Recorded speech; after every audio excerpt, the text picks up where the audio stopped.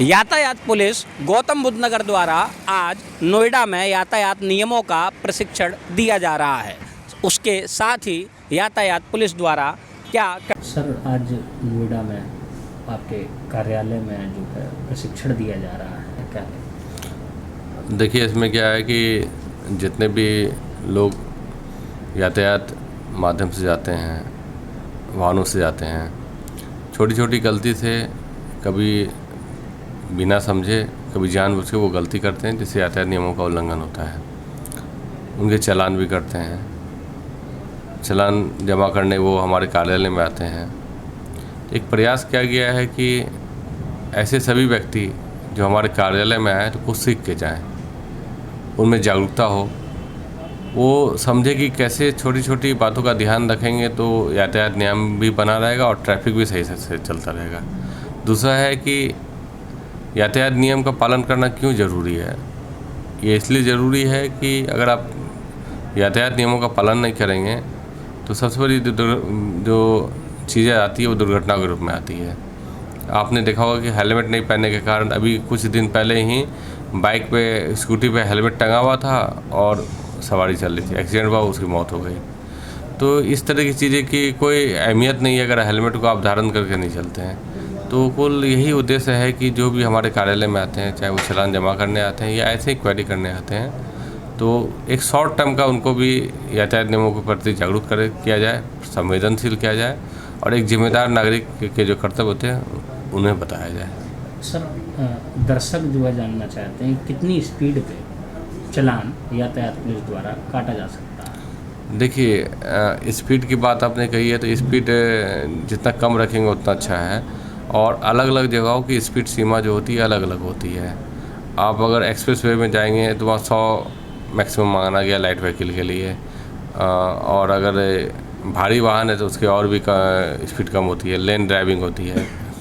तो आपको जो भी एक तो मैं कहूँगा कि ओवर स्पीडिंग ना चले, और दूसरी बात है कि जहाँ भी अगर आपको स्पीड को फॉलो करना है तो कई जगह साइनेज होती है, स्पीड सीमा तय होती है, तो उसका भी आप पालन करें। लेन ड्राइविंग का पालन करें। ओवरटेक जो करते हैं वो सही तरीके से ओवरटेक करना चाहिए, क्योंकि जो सबसे ज़्यादा जो दुर्घटनाओं का कारण है वो ओवर स्पीडिंग के कारण है, ये माना गया।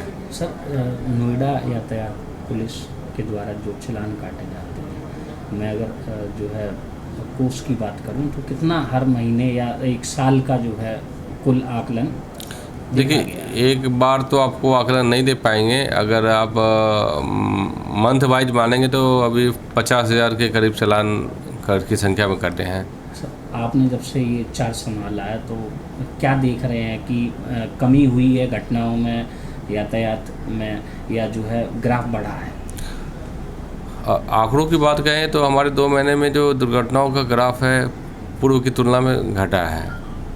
और जहाँ तक यातायात कर्मियों की सजगता और टर्नआउट की बात है, उसके यातायात को चलाने की बात है, तो इसमें भी पहले से ज़्यादा ये संवेदनशील हुए हैं। अभी हमारा ट्रेनिंग प्रोग्राम भी संपन्न हुआ है तो और दक्ष हुए हैं कुल। और हम लोग जैसे जागरूकता का प्रचार प्रसार कर रहे हैं तो इससे निसंदेह लोगों में अवेयरनेस आई है और यातायात के नियम के प्रति वो भी जागरूक हुए हैं। इसी का नतीजा है कि कई क्षेत्रों में जाम वाम की समस्या नहीं आ रही है। लोग रॉन्ग साइड ड्राइविंग कम चल रहे हैं, लेन ड्राइविंग का फॉलो कर रहे हैं।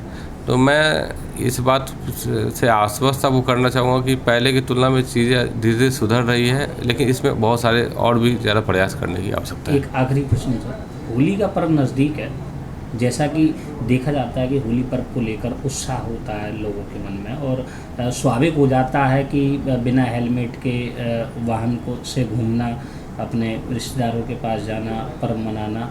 तो नज़दीक होली है, क्या रहेगा? देखिए, हमारा डेली अभियान चल रहा है ड्रिंक एंड ड्राइव का। हम लोग कोविड नियमों का पालन करते हुए ड्रिंक एंड ड्राइव के विरुद्ध अभियान चला रहे हैं और बिना हेलमेट वालों को चालान काटे जा रहे हैं। 3 पहिए 3 सवारी जो चल रहे हैं उसके चालान काटे जा रहे हैं और ये लगातार अभियान चलेगा होली तक। मैं लोगों से अपील करता हूँ, होली मनाइए, सोशल डिस्टेंसिंग का पालन करते हुए होली को मनाइए। लेकिन कोविड का दूसरा फेज आया है, उसको भी ध्यान में रखना है और शराब पी के कभी भी वाहन ना चलाएं। आपकी सेफ्टी के लिए ये बहुत ज़रूरी है। आप देख रहे हैं सक्षम न्यूज़ इंडिया। सबसे पहले सबसे तेज।